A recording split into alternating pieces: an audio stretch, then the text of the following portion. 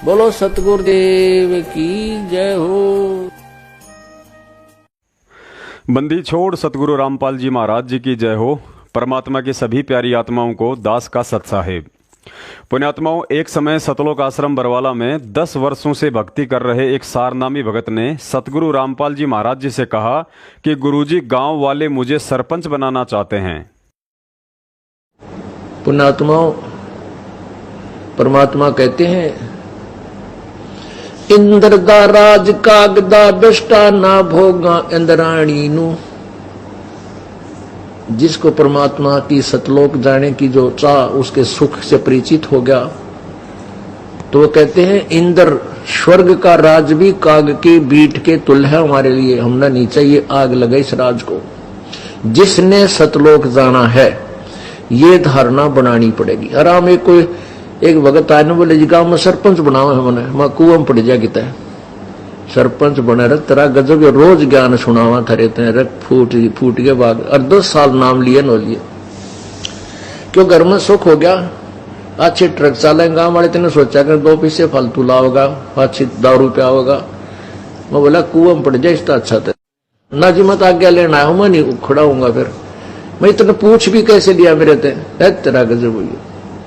तो पुण्यात्माओं, इस काल का भयंकर जाल है, इससे बचना पड़ेगा। आपने इस ज्ञान को आधार बनाना पड़ेगा। पुण्यात्माओं, गुरु जी के एक एक शब्द और सत्संग में बड़ी गहराई और गूढ़ संकेत छिपे हैं। इस 1 मिनट के सत्संग ने मनमुखी सतलोक आश्रम मैनेजमेंट हरियाणा, फर्जी नामदान संचालकों और कोऑर्डिनेटर को पूरी तरह से नंगा करके अज्ञानी और पाखंडी साबित कर दिया है, जिन्होंने काल प्रेरणा से गुरुजी का आदेश बताकर उनकी प्यारी आत्माओं से 2019 के लोकसभा चुनाव में राजनीतिक पार्टियों को वोट डलवाकर उनकी बनी बनाई भक्ति का सत्यानाश करवा डाला। इस सत्संग में जब उस सारनामी भगत ने गुरुजी से सरपंच बनने की बात कही तो गुरुजी ने स्पष्ट मना कर दिया कि इससे अच्छा तो कुएं में पड़ जाता। फिर उस भगत ने कहा कि गुरुजी, मैं तो केवल आपकी आज्ञा लेने आया था। तो गुरुजी ने कहा कि तूने मेरे से पूछ भी कैसे लिया? 10 साल से इतना ज्ञान सुनने के बाद भी तूने ये कैसे सोच लिया कि गुरुजी मुझे सरपंच बनाकर राजनीति में जाने का आदेश दे सकते हैं?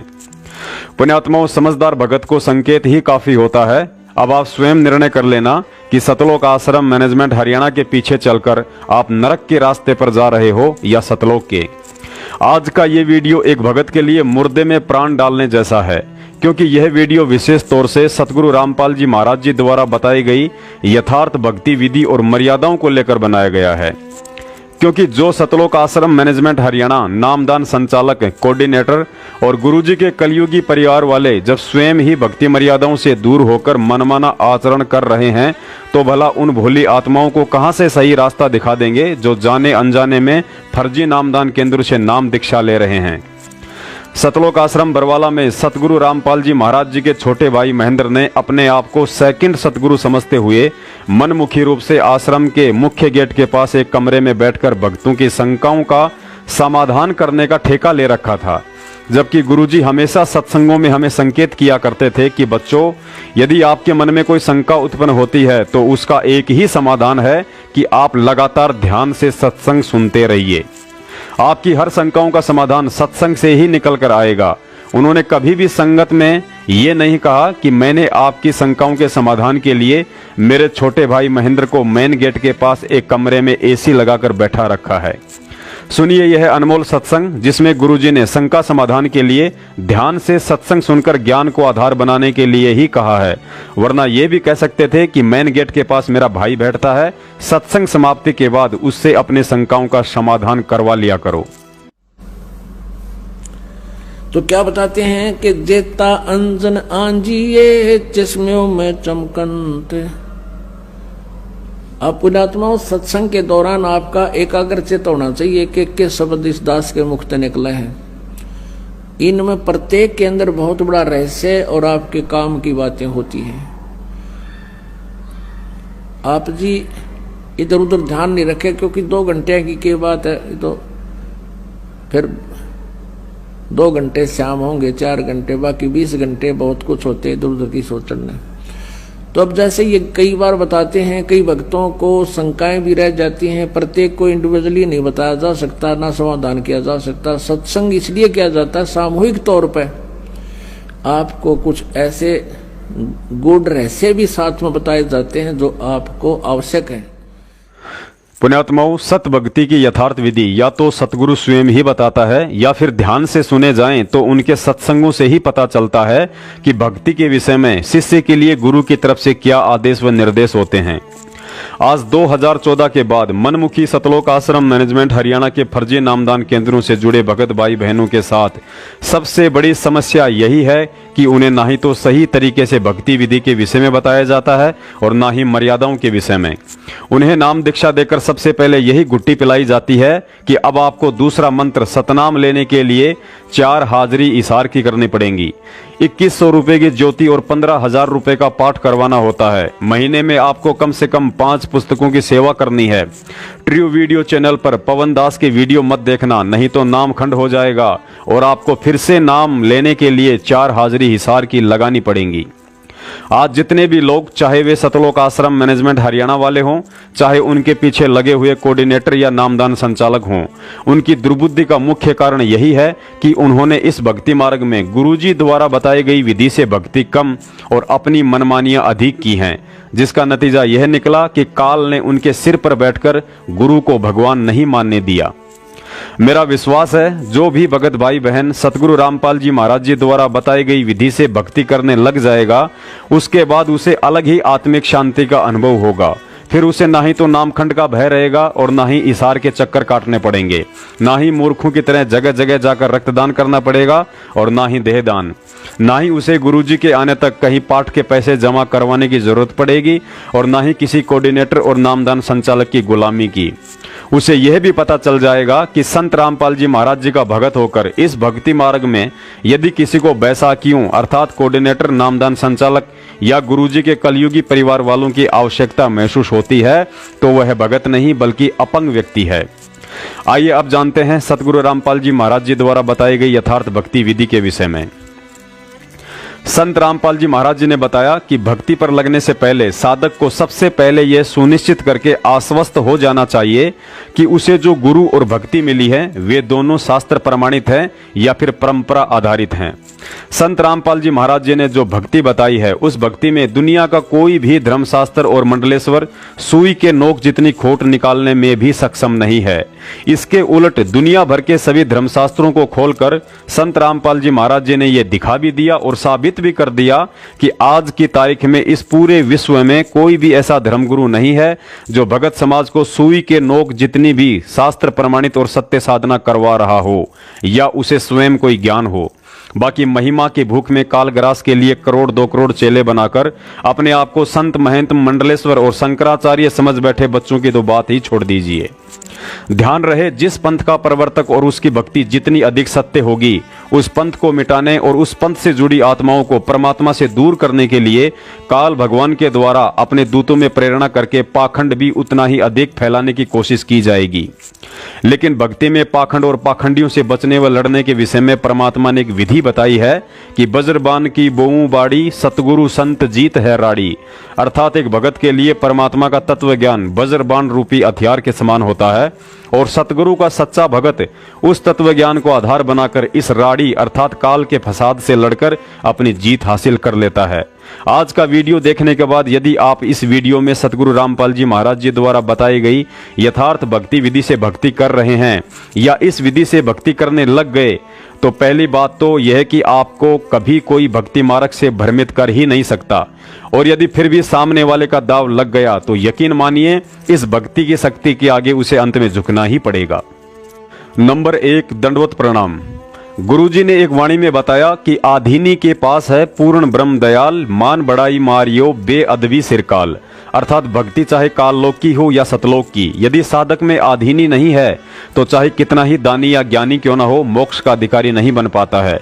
गुरुजी ने रावण का उदाहरण देकर यही समझाया कि आप रावण जैसी भक्ति कभी नहीं कर सकते जिसने अपने 10 शीश काटकर अपने इष्ट शंकर जी के चरणों में समर्पित कर दिए थे, लेकिन अहंकार ने अंत में उसे नरक का रास्ता दिखा ही दिया।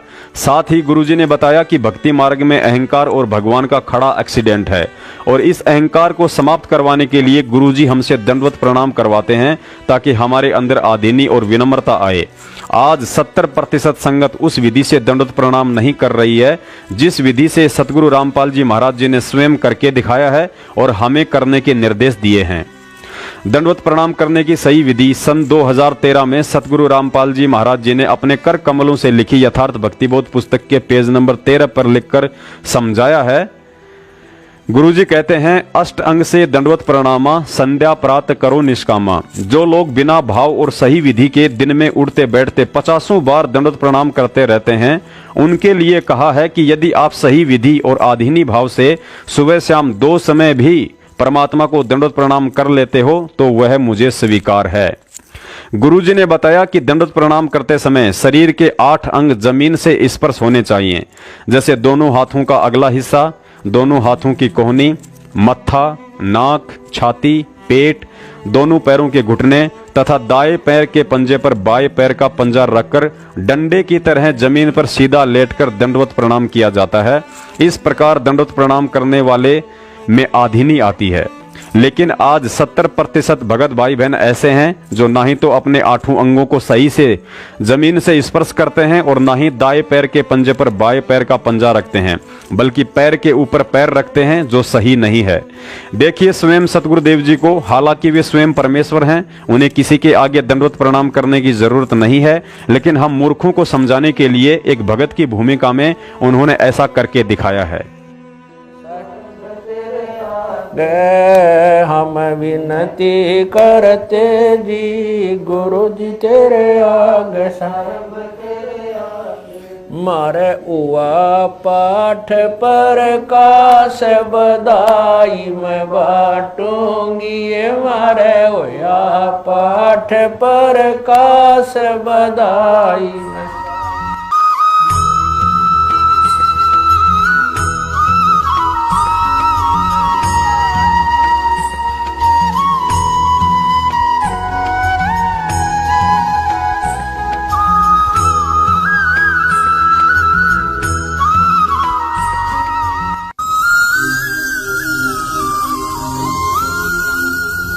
दंडवत प्रणाम, अब ये एक यज्ञ होती है, प्रणाम यज्ञ 5 यज्ञों में से एक है। अब दंडवत करने का उद्देश्य क्या है कि इस अहंकार रूपी राक्षस को खत्म करें, और वो तरह हुआ नहीं, अब फिर नो का नो बीज उग गया। परमात्मा कहते हैं, जय गोपाल दंडवत कर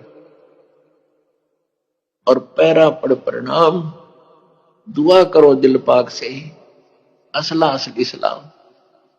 वैसे तो तुम कुछ भी करते रहो, जय गोपाल कुछ नाम लेते रहो, और वैसे भी दंडवत प्रणाम, पैरा पड़ प्रणाम।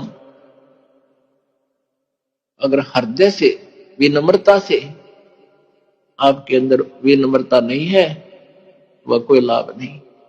पर दुआ करो दिल पाक से, दंडवत प्रणाम करके दुआ करो दिल पाक से, पवित्र हृदय से विनम्रता से दंडवत प्रणाम करो। अब आपको यहां प्रणाम करवाने का उद्देश्य है कि इस अहंकार रूपी राक्षस का नाश हो। यह सबसे बड़ा शत्रु है भगवान के बारे में।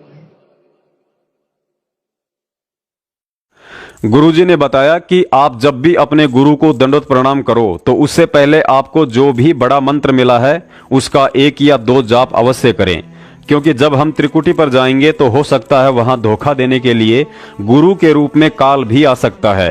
अतः जब आप दंडवत करने से पहले मंत्र का जाप करोगे और यदि काल होगा तो उसका वास्तविक स्वरूप सामने आ जाएगा और हम धोखा खाने से बच जाएंगे। 8 अंग जमीन से स्पर्श करने का मतलब यह नहीं है कि मिट्टी से स्पर्श करना है। दंडवत यदि आप जमीन पर कपड़ा बिछाकर करते हैं तो आपके 8 अंग उस कपड़े से स्पर्श होने चाहिए। यदि आप ट्रेन की सीट या पलंग आदि पर करते हैं तो उस वस्तु से स्पर्श होने चाहिए। कई बार मजबूरीवश या जगह की कमी के चलते हम पूरी विधि से दंडवत प्रणाम नहीं कर पाते हैं, लेकिन मन में भाव पूरा है तो वह दंडवत परमात्मा को स्वीकार्य होता है। गर्भावस्था में माता बहनें दंडवत नहीं कर पाती हैं, लेकिन मन में दंडवत प्रणाम करने का भाव है तो वह दंडवत प्रणाम परमात्मा को स्वीकार्य होता है। नंबर 2, 3 समय की आरती। संत रामपाल जी महाराज जी से नाम दीक्षा लेने के बाद 90% भक्तों को शुरुआती 5-6 महीने तक जो आत्मिक सुख शांति का अनुभव होता है वह बाद में धीरे धीरे लुप्त हो जाता है, क्योंकि 5-6 महीने तक हम किसी कोऑर्डिनेटर, सारनामी भगत या संत रामपाल जी महाराज जी के परिवार व रिश्तेदारों से दूर ही रहते हैं। लेकिन हम जैसे ही इन लोगों के संपर्क में आना शुरू कर देते हैं, उसी समय से हम गुरुजी द्वारा बताई गई विधि से भक्ति कम और इन लोगों के मनमाने आचरण के शिकार अधिक होने लग जाते हैं। जब कोई भगत इन कोऑर्डिनेटर, नामदान संचालक या किसी सारनामी भगत के घर पर जाता है और देखता है कि जब उनके घर में आरती चलती है तो कोई चाय बना रहा होता है, तो कोई बाथरूम में बैठा होता है, तो कोई आरती के साथ साथ आपस में बातें भी करते रहते हैं, उस सारनामी परिवार का यह नजारा देखकर वह नया नया नाम उपदेशी भगत सोचता है कि मैं तो यूं ही फालतू में सुबह शाम आरती में बैठकर अपना समय बर्बाद करता हूं। जब यह सारनामी परिवार आरती के साथ साथ अपने सारे कामकाज कर सकता है तो मैं क्यों नहीं कर सकता। ये लोग तो 10 साल से गुरुजी की शरण में हैं, इनको तो मेरे से अधिक ज्ञान है, ये जो कर रहे हैं वह ठीक ही होगा। और उसी दिन से ऐसा सोचकर वह व्यक्ति भक्ति में शॉर्टकट अपनाने लग जाता है और इसी तरह धीरे धीरे देखा देखी में यह आग सब जगह फैल जाती है। गुरुजी कहते हैं, जिन हरि जैसा सुमरिया ताको तैसा लाभ, ओसा प्यास न भाग ही जब लग धसे न आब। अर्थात उसके बाद उस भगत को वैसा और उतना ही लाभ मिलना शुरू हो जाता है जिस मनमानी विधि से वह अपने से बड़े भक्तों को देखकर उनके जैसी भक्ति करता है। फिर कोई छोटी मोटी परेशानी आने पर अज्ञानता के चलते उसे भक्ति और भगवान में दोष दिखाई देने लग जाते हैं। जब एक व्यक्ति संत रामपाल जी महाराज जी से नाम दीक्षा लेता है तो उसे 3 समय की आरती के लिए एक छोटी सी पुस्तिका दी जाती है जिसे भक्ति बोध के नाम से जाना जाता है। इस भक्ति बोध के पेज नंबर 7 पर प्रार्थना नाम का चैप्टर है। पुण्यात्माओं, विचार करने की बात है, सारी सृष्टि का मालिक समर्थ कबीर साहब सतगुरु रूप में हम 2 कौड़ी के तुच्छ जीवों से प्रार्थना करते हुए कह रहे हैं कि सर्व परमात्मा सतगुरु प्रेमी आत्माओं से प्रार्थना है कि महाराज कबीर साहिब व गरीबदास जी की वाणी से यह नित्य नियम का गुटका आपके लिए छपवाया गया है ताकि शुद्धि पूर्वक नित्य पाठ करके आत्मा का कल्याण कर सकें। बंदी छोड़ कबीर साहिब व गरीबदास जी महाराज की वाणी में यह विशेषता है कि इसके नित्य पाठ से आत्मा में दुष्कर्म त्यागने व भगवान चिंतन की शक्ति आती है।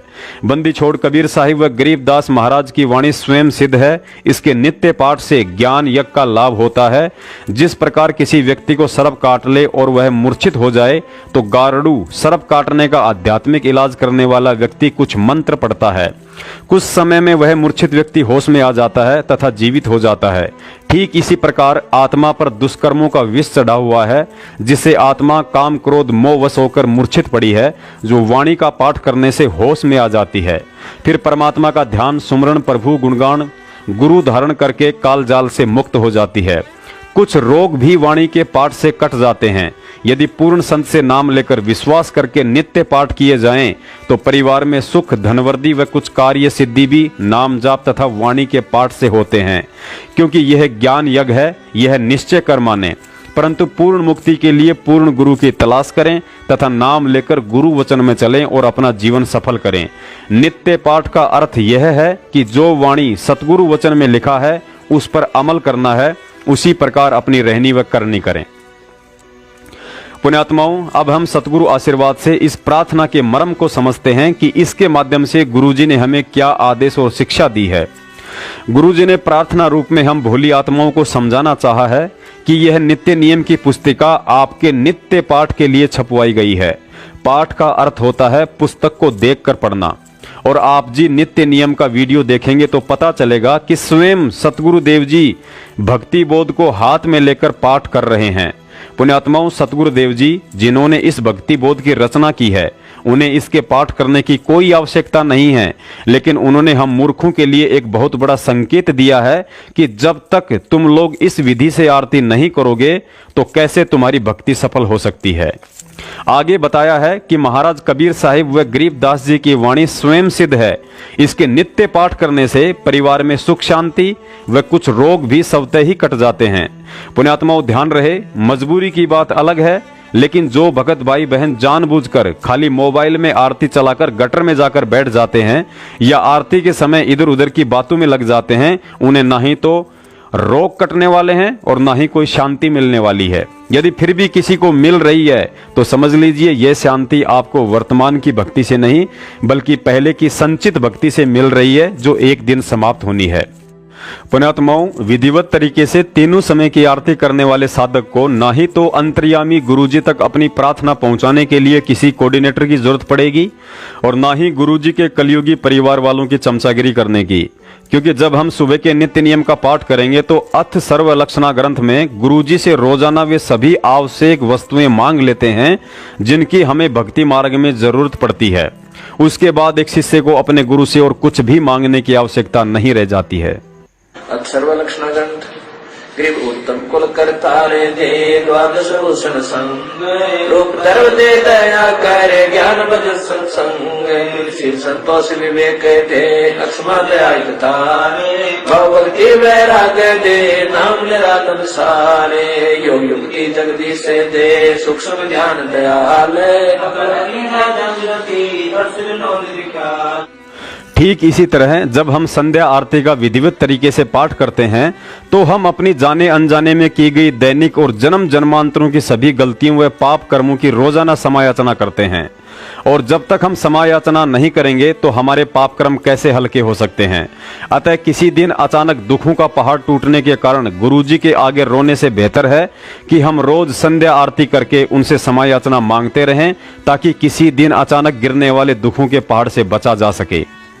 मेरे अवगुण किए बहुत किए अर्थ न मानी हार भावे बंदा बख्श दियो भावे गर्दन तार मेरे अवगुण मेरे बाप जी बख्शो गरीब नवाजी जो मैं पूत कपूत हूँ और पिता को लाज फिर मैं अपराधी जन्म का नक्शक बड़े विकार तुम दाता दुख बंधना मेरी करो संभार गुण किए घनेरे फिर भी भले बुरे हम तेरे गुण किए घनेरे फिर भी भले बुरे हम तेरे दास को जान कर पट नादान ओ नादान मोहे बरस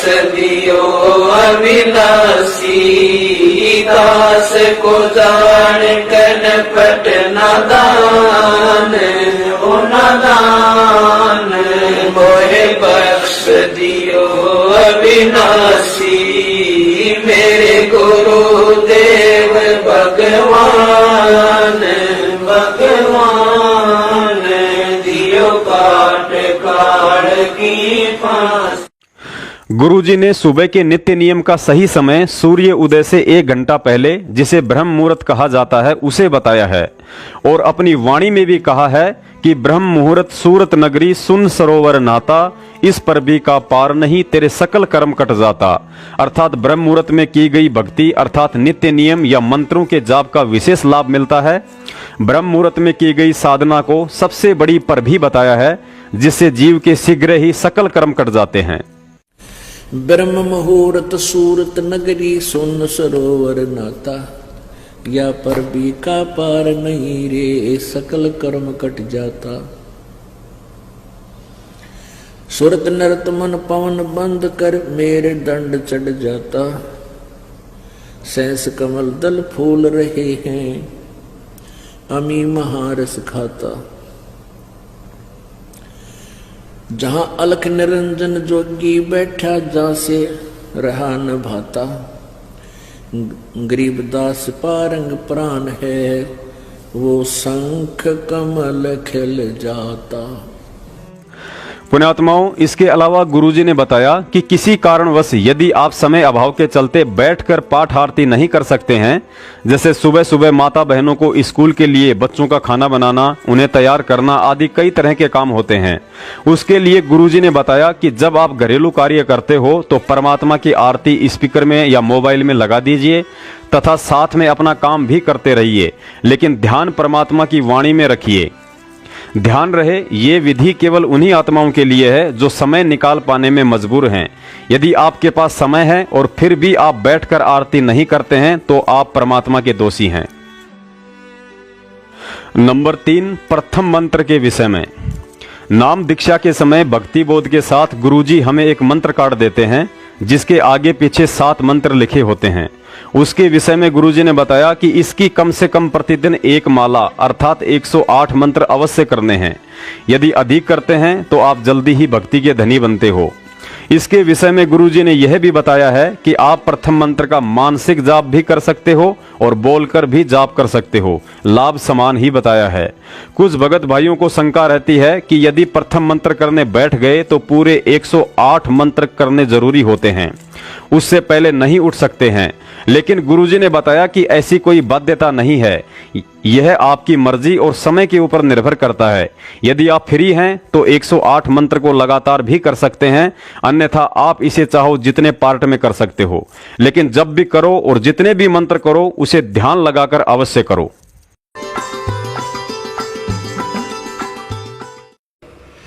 इब हम रेल बढ़ा जा मंत्र की no no no no no देखियो ना नो कति नो बता कि रेल छूटे है, आराम से करे बैठ के, चाहे थोड़ा कर ले पर करे प्यार ते। 108 मंत्र बताए आपको करने के लिए, इसने सारा दिन में कर ले, चाहे 6 बार में पार्ट कर ले इसके, हैं मतलब 10 पे एक बार कर ले, 10 फेर कर ले कति दचा के, फिर इस मन ने छोड़ दे ले, खाले धक्के कित सोचेगा तुम, फिर ये शर्माण लग जाएगा, थोड़े दिन में अपने आप सेट होने लग जाएगा। तो ऐसे कसक के साथ करें इस मंत्र को। पुण्यात्माओं, पुरानी परंपराओं के चलते कुछ भगत भाई बहन सोचते हैं कि यदि सुबह नहा धोकर आरती या मंत्र किए जाएं तो उत्तम रहता है। लेकिन गुरुजी ने बताया कि आरती या मंत्र करने के लिए शारीरिक शुद्धि से आत्मिक शुद्धि ज्यादा महत्व रखती है। परमात्मा कहते हैं, नहाए धोए क्या होत है जो मन का मैल न जाए, मीन सदा जल में रहे पर तन की बांस न जाए। यदि नहाने से ही शुद्धता होती है तो जन्म से ही जल में रहने वाली मछली के शरीर से इतनी दुर्गंध नहीं आनी चाहिए थी। कहने का मतलब है नहाना धोना अच्छी बात है, अन्यथा परमात्मा की सत भक्ति में ऐसा कोई नियम नहीं है। हाँ, गुरुजी का यह आदेश जरूर है कि जब भी आप आरती करो तो अपने हाथ पांव को जल से अवश्य साफ कर लिया करो, ताकि हम भक्तों के लिए कबीर सागर से भी ज्यादा पवित्र व आदरणीय ग्रंथ भक्ति बोध को गंदे हाथ ना लगें। नंबर 4, चरणामृत और प्रसाद राम के विषय में। नाम दीक्षा के बाद गुरुजी हमें एक चरणामृत की शीशी और एक प्रसाद की थैली देते हैं, लेकिन हम में से ज्यादातर भगत भाई बहन ये सोचकर उसका कम ही सेवन करते हैं कि ये कहीं खत्म ना हो जाए। लेकिन ऐसा नहीं है। जिस प्रकार गुरुजी ने हमें प्रतिदिन पाठ करने के लिए आरती दी है, ठीक उसी तरह चरणामृत और प्रसाद दिया है जिसका हमें नित्य सेवन करना है। भक्ति बोध के पेज नंबर 23 पर गुरु चरणामृत के महात्म्य में गुरुजी ने लिखा है कि कोटिक तीरथ सब कर आवे, गुरु चरणाफल तुरंत ही पावे, चरणा अमृत कदाचित पावे, 84 कटे लोक सिंधावे। अर्थात चरणामृत का सेवन करने से लक 84 से छुटकारा मिलता है और सतलोक की प्राप्ति होती है। गुरुजी ने चरणामृत, प्रसाद और रक्षा सूत्र बढ़ाने की एक विधि बता रखी है। आप 1, 2 या 5 लीटर की बोतल में शुद्ध पानी भरकर उसमें एक ढक्कन या एक बूंद भी चरणामृत की डाल देते हैं तो वह सारा का सारा जल चरणामृत बन जाता है। उसके बाद सुबह के नित्य नियम के उपरांत नाम उपदेशी भगत उसमें से आधा कप चरणामृत निकालकर गुरुजी को दंडवत प्रणाम करके प्रतिदिन सेवन करें और 15 दिन या महीने भर बाद में जब उस बोतल में चरणामृत खत्म होने वाला हो तो उससे पहले ही उस 5 लीटर की बोतल को शुद्ध जल डालकर दोबारा भर लें। अर्थात उसमें दोबारा से गुरुजी द्वारा दी गई शीशी वाला चरणामृत डालने की जरूरत नहीं है। ठीक इसी तरह प्रसाद के साथ करना है। सुबह, दोपहर और संध्या आरती के बाद स्वयं भी थोड़ा थोड़ा प्रसाद लें और अन्य उपदेशी को भी दें। आप बाजार से 1 किलो मखाना प्रसाद लेकर आ जाएं। उसमें गुरुजी द्वारा दिए गए प्रसाद के 8-10 दाने डालकर एक डब्बे में भर लें और जब वह खत्म होने वाला हो तो बाजार से 1 किलो मखाना लेकर उस डिब्बे में पुनः डाल दें। इस प्रकार आपको बार बार गुरुजी द्वारा दिया गया प्रसाद डालने की जरूरत नहीं पड़ेगी। यही स्थिति रक्षा सूत्र की है। गुरुजी ने आपको जो रक्षा सूत्र दिया है उस रक्षा सूत्र से आप जी बाजार से एक लाल धागे की मोली या कलावा लेकर उससे टच कर लें गुरुजी के आदेश व वचन अनुसार ऐसा करने से वह सारा का सारा कलावा रक्षा सूत्र बन जाता है। अर्थात आपको चरणामृत, रक्षा सूत्र और प्रसाद के लिए किसी पर भी निर्भर नहीं रहना है। कई भक्तों को शंका रहती है कि गुरुजी द्वारा दिया गया रक्षा सूत्र, लॉकेट, चरणामृत और प्रसाद किसी अनुपदेशी को देना है या नहीं। वैसे तो गुरुजी ने यह सामग्री किसी अनुपदेशी को देने से मना की है, लेकिन यदि कोई आत्मा ज्ञान समझकर अन्य पूजा पाठ को त्याग कर गुरुजी द्वारा दी गई भक्ति अर्थात घर में परमात्मा का दरबार लगाकर 3 समय की आरती, देसी घी का दीपक और मर्यादा में रहकर भक्ति का संकल्प करता है तो निसंकोच उसे यह सामग्री दी जा सकती है। उपदेशी माता बहनें अपने 3 साल से छोटे बच्चों को गुरुजी का चरणामृत, प्रसाद और रक्षा सूत्र बांध सकती हैं। यदि बच्चा 3 साल से अधिक उम्र का है तो उसे यह सामग्री गुरुजी से भक्ति का संकल्प करवाकर ही दें। नंबर 5, ज्योति हवन के विषय में। घर में दरबार साहिब के आगे ज्योति जलाने के विषय में गुरुजी के आदेश एक भगत की आर्थिक स्थिति के अनुसार हैं। गुरुजी का प्रतिदिन 100 ग्राम गाय या भैंस के घी से रुई की खड़ी बत्ती के साथ ज्योति हवन करने का आदेश है। 100 ग्राम घी का मतलब 24 घंटे ज्योत जलती रहती है। लेकिन यदि किसी भगत भाई की आर्थिक स्थिति कमजोर है तो वह कम से कम सुबह के नित्य नियम और शाम को संध्या आरती के समय तक अवश्य ज्योति जलाए, अर्थात कम से कम सुबह शाम 1-1 घंटे अवश्य दीपक जलाए। कुछ भगत भाई बहन ऐसे भी हैं जो अपने परिवार के विरोध के चलते या कुछ भगत भाई बहन अपने व्यापार के सिलसिले में बाहर आते जाते रहते हैं तो उनकी मजबूरी होती है कि दीपक नहीं जला सकते हैं। सतलोक आश्रम बरवाला में ऐसे भक्तों के लिए गुरुजी ने ज्योति हवन की व्यवस्था कर रखी थी। अर्थात ऐसे भगत बरवाला आश्रम में गुरुजी के कर कमलों में दर्शनों के समय 500 रुपए दिया करते थे। फिर गुरुजी उनके नाम से 1.25 किलो घी की ज्योति जलाया करते थे। लेकिन वर्तमान में मेरठ के अलावा ऐसी कोई व्यवस्था कहीं नहीं है। हालांकि मनमुखी सतलोक आश्रम मैनेजमेंट के ठगों ने दिल्ली के मुंडका में ऐसा ड्रामा जरूर कर रखा है, लेकिन आप सब परिचित हैं कि आपका वह ज्योति और पाठ के नाम पर दिया गया पैसा कब राजनीति और आरक्षण में लगा दिया जाए आपको भी पता नहीं चलेगा।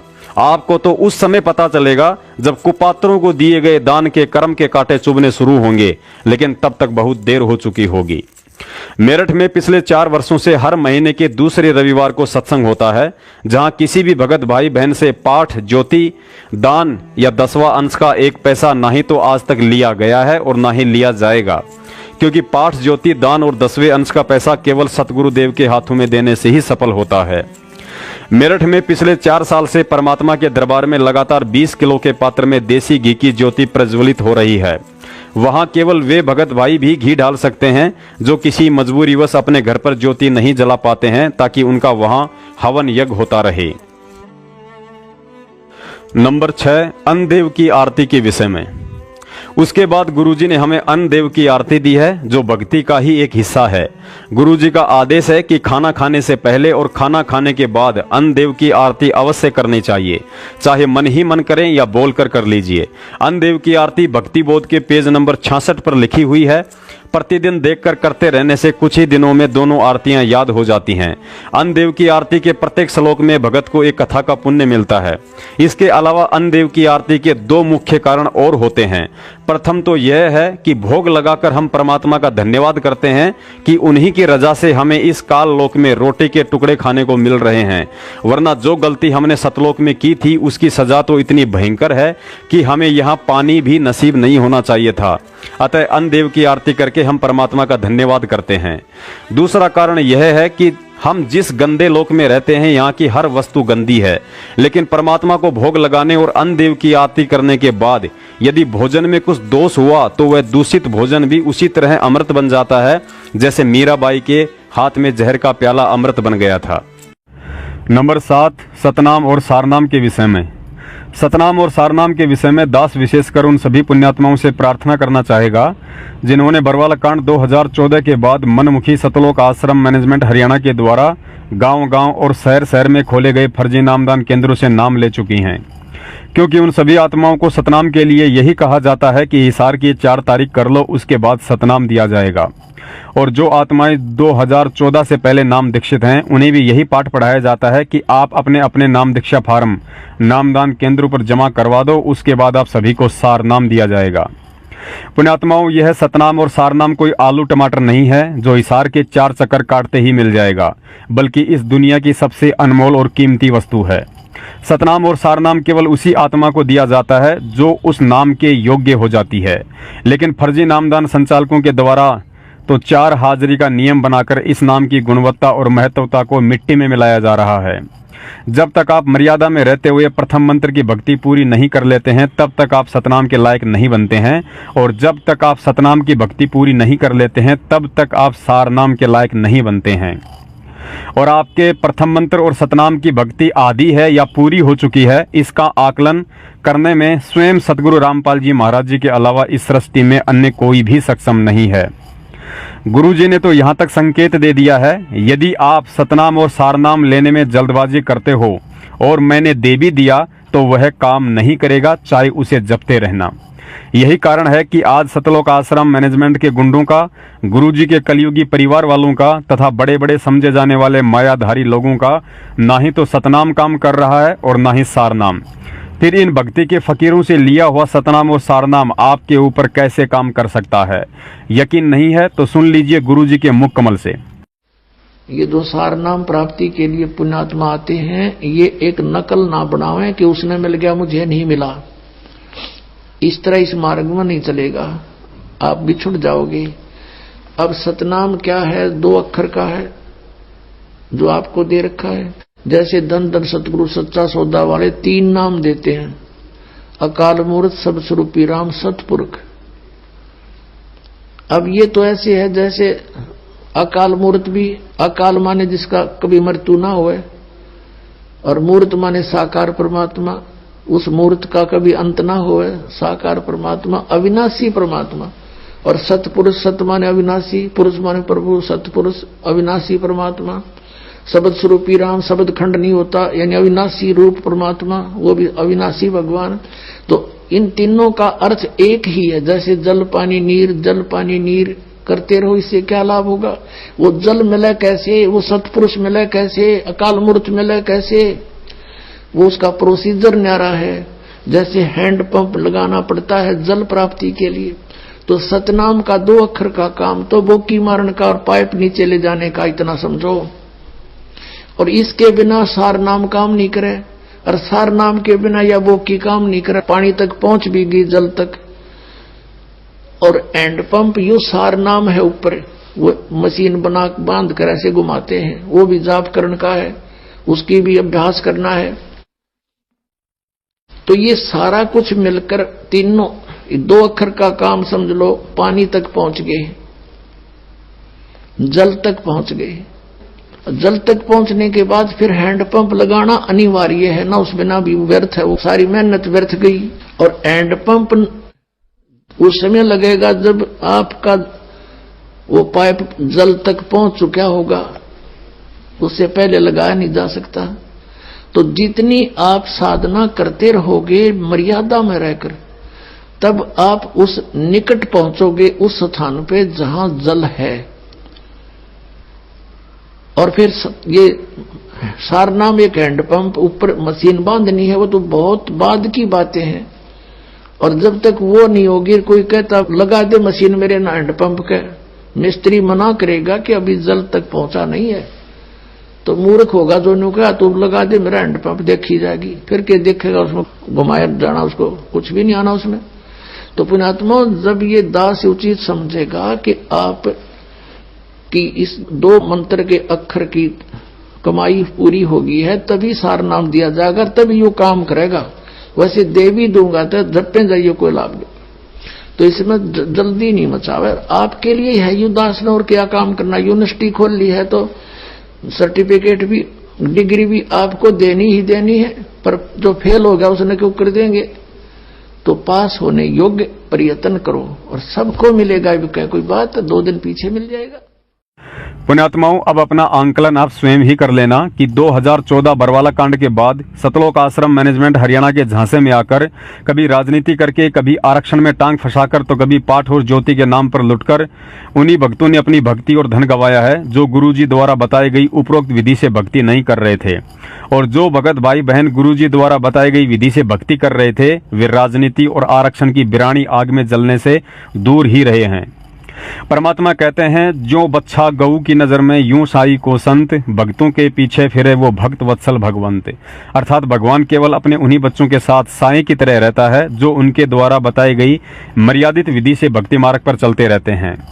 कबीर साहिब जी की एक वाणी है, 5 पहर धंधे गया, 3 पहर गया सोए, 1 पहर हरि नाम बिना तेरी मुक्ति कहां से होए।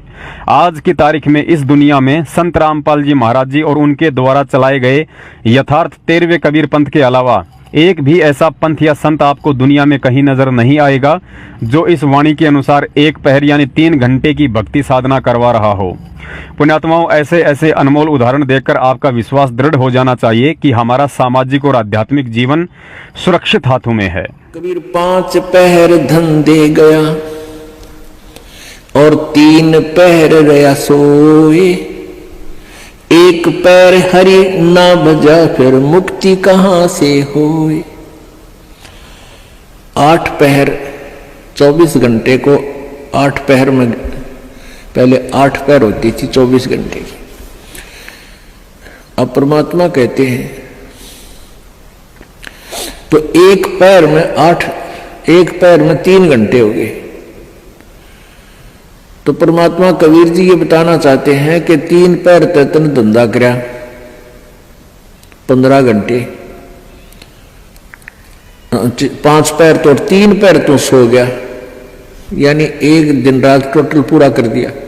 और 1 पैर हरि ना बजा, 3 घंटे भी भगवान को नहीं दिए तूने। 5 पैर धंधे गया, 3 पैर गया सो हुए, 1 पैर हरि ना जप्यो मुक्ति कहां से हुई। यानी टोटल 3 घंटे परमात्मा ने बता दिए कि पूरे 24 घंटे में 3 घंटे आप भगवान के भजन में अवश्य लगाओ। और उनका ये नहीं है कि स्पेशल एक जगह बैठ के लगा लो, बहुत समय होता अपने पास। जैसे आप जी कोई मजदूरी के लिए जाते हो, घर से वहां तक घंटा 1 लगे, मालिक का सिमरण करता जा। बस में बैठकर जा रहे हो कहीं काम, बस वहां भक्ति करें। खेतों में जा रहे हो, खेतों से घर से लेकर वहां तक जो खूब भक्ति करे, अपना मंत्र ने याद रखे। और बहुत से ऐसे कार्य हैं जो काम करते करते भी हम भगवान की भक्ति कर सकते हैं। जैसे खेत में आली हल जोतता है, हमने देखे पहले ही आली में लक्ष्मी चंद की रागनी गाए जाते, हल भी जोड़े जाते। तो वह भगवान की भक्ति भी करे, कभी आरती करने लग जा, कभी भगवान की वाणी बोलने लग जा। कोई फिल्मी गाने गावा है, कोई और बकवास सोच रहा है। तो इस प्रकार हमने अपना सुमन में 3 घंटे का समय निकालना चाहिए। जैसे सुबह का नित्यनेम आध पौना घंटा लगता है, 15 मिनट की असुर निकंदरमणि 1 घंटा तो हो गया। आध 35 मिनट की आरती होती है, 1.5 घंटा। बाकी 1.5 घंटा आपका सिमरण भी हो जाए ना, सिमरण आध घंटा मंत्र, 1 घंटे का श्वास का सिमरण। तो इतना भी आप कंटिन्यू कर लोगे तो भी आपका बेड़ा पार हो जाएगा। ये सत्कर्म। पुण्यात्माओं, नाज करो अपने भाग्य पर जो इस कामी, क्रोधी और लालची दुनिया की भीड़ में सतगुरु ने हमारा हाथ पकड़ लिया है। सच्चा सत्संग मिल गया है, सच्ची भक्ति और मंत्र मिल गए हैं। कहने का मतलब है कि बिल्ली के भाग का छीका टूट गया है। गुरुजी ने बताया कि इस जीव आत्मा का ऐसा दाव असंख्य कल्प युगों के बाद बड़ी मुश्किल से लगता है। हमारा कलयुग की पिछली पीढ़ी में ऐसे समय में जन्म होना जिस समय परमेश्वर सतगुरु रामपाल जी महाराज सशरीर हों। इस समय की महत्वता को शब्दों में बयान करना किसी के लिए भी बेहद मुश्किल है, क्योंकि उपरोक्त विधि से 3 घंटे की मर्यादित भक्ति करने वाली आत्माओं के लिए यह अंतिम मानव जन्म है। और इस बात को गुरुजी के इस सत्संग से ज्यादा दुनिया में कोई नहीं समझा सकता है। कहते हैं जब भी दाव लग जा उसी समय पीछा छुटवा ले। एक बार एक भगत साधना कर रहा था, एक संत पीपल के पेड़ के नीचे बैठ के, और कुछ बहनें जा रही थी। उनसे पूछा, बहनों कहाँ जा रही हो तुम? कहने लगे एक ऋषि के पास जा रहे हैं और वो भूत भविष्य की सारी जानता है। तो उसने कहा कि मेरे बारे में बहनों पूछ के आना, मेरा मोक्ष कितने जन्म में हो जाएगा? अच्छा भाई पूछ के आवेंगे, तेरी भी पता कराएंगे। तो अपनी बातचीत करके उसने उस ऋषि से कहा, जानने वाले से, कि जी ऐसे ऐसे एक साधक है, उसकी एक प्रार्थना है, उसका मोक्ष कितने जन्म होगा? तो उस भविष्य वक्ता ने बताया कि जितने पीपल के पेड़ के पत्ते हैं इतने जन्मों में उसका मोक्ष होगा। अब उन बहनों ने सोचा, भाई यदि उसको हमने यह बात बता दी तो उसका तो हार्ट अटैक हो जाएगा, वो तो बेचारा इच्छुक है भगवान की जल्दी मोक्ष हो मेरा। तो उन्होंने सोची उसके दूर से चलते हैं। वो दूर से जाने लगी, यानी 5-4 किले दूर से, यानी 1000 फुट की दूरी से दूसरे रास्ते से जा रही थी। वो भाग्या गया उनके पास, कहने लगे, बहनों मेरे बारे में पूछ कर आई तुम? वो कहने लगी, भाई पूछता है पर बाबा जी तू सहन नहीं कर सकता, अगना बहन बता दो, जो भी बताई है मुझे बता दो। वो कहने लगी, भाई जिस पेड़ के नीचे तू बैठा है ना, पीपल के पेड़ के, यूं बताया कि उसके जितने पत्ते हैं इतने जन्मा में तेरा मोक्ष होगा। वो तो डांस करने लग गया, नाच न बोले बे बुलाओ थारा। तो बोले, रे तू हंस नाच क्यों रहा है, तुम डरोना चाहिए था कि नहीं, कम से कम अंत तक आ गया। अगर इस पीपल के पत्ते जितने हैं इतने दिन में तो होगा, मोक्ष तो होगा मेरा। कहने का भाव यह है, पुण्यात्माओं हमने इतने धक्के खत्यान हो लिए, और अब परमात्मा ने ये संतोष दिलाया था उस समय कि अपने बच्चों को रास्ता दूंगा, क्योंकि काल ने ये कहा था, सतयुग में परमात्मा आए थे जो पहली प्रथम बार, उसने वचन ले लिया था कि 3 युगों में, सतयुग त्रेता द्वापर में जीव कम ले जाना और कलयुग में आपकी मर्जी कितना ले जाना। तो परमात्मा ने ये सोचा था कि अब कलयुग में ही इनका मोक्ष करूंगा। तो पुण्यात्मा हमने ये इंतजार करना पड़ा कि शुक्र मनाओ कि आपके असंख्यों जन्म होकर अंत वाला जन्म आ लिया, आखिरी पत्ता आ गया, ये लास्ट पत्ता आ लिया, पीपल वाला न्यू समझ लो, और इब का चूकियो मत ना। परमेश्वर की सभी पुण्यात्माओं से अंतिम प्रार्थना। पुण्यात्माओं, सतगुरुदेव जी ने जो अनमोल तत्व ज्ञान दिया है उस आधार से कहने को तो इतना है कि जिसकी कोई सीमा नहीं, लेकिन हम जीवों की सुनने और कहने की सीमा जरूर है। अतः उस सीमा को ध्यान में रखते हुए इस वीडियो में आज के लिए केवल इतना ही। और इतना संदेश देने के बाद यदि भगत होकर भी किसी को समझ में नहीं आता है और सही गलत का निर्णय नहीं कर पाता है, तो उन आत्माओं के लिए केवल यही कहा जा सकता है कि काल एजेंट सतलोक आश्रम मैनेजमेंट हरियाणा ने आप लोगों से गुरुजी की आड़ में मनमाने और उल्टे कर्म करवाकर समुद्र की मछली से पोखर का मेंढक बना दिया है। अब इस पोखर रूपी सतलोक आश्रम मैनेजमेंट के चंगुल से निकलकर भक्ति के समुद्र में सतसेवक बनकर सैर करना आपके बस की बात नहीं, बल्कि यह तो तभी संभव है जब आप पर किसी दिन परमात्मा की मेहर भरी दृष्टि पड़ जाए।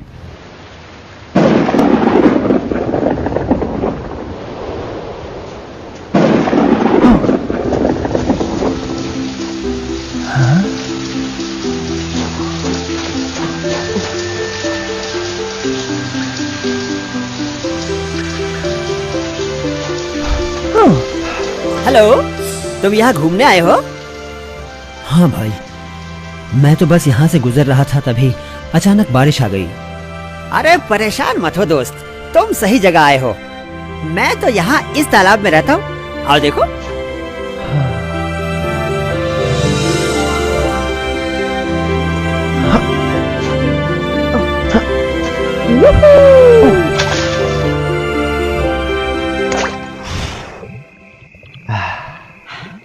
तो देखा तुमने कितना बड़ा है मेरा तालाब?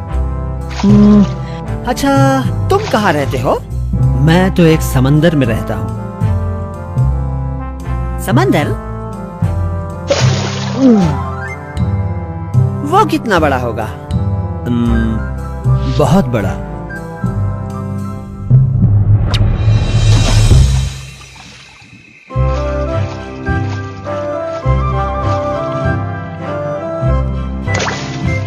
क्या तुम्हारा समंदर इतना बड़ा है? नहीं, इससे बड़ा।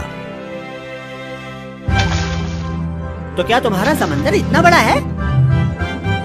इतना बड़ा? इतना बड़ा?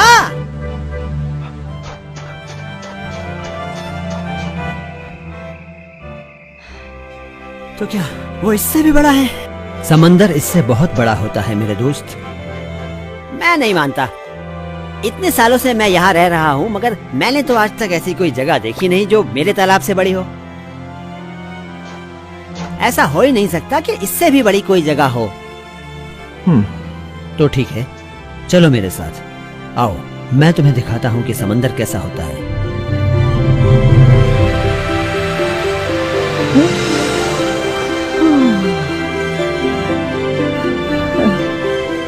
माफ करना मेरे दोस्त।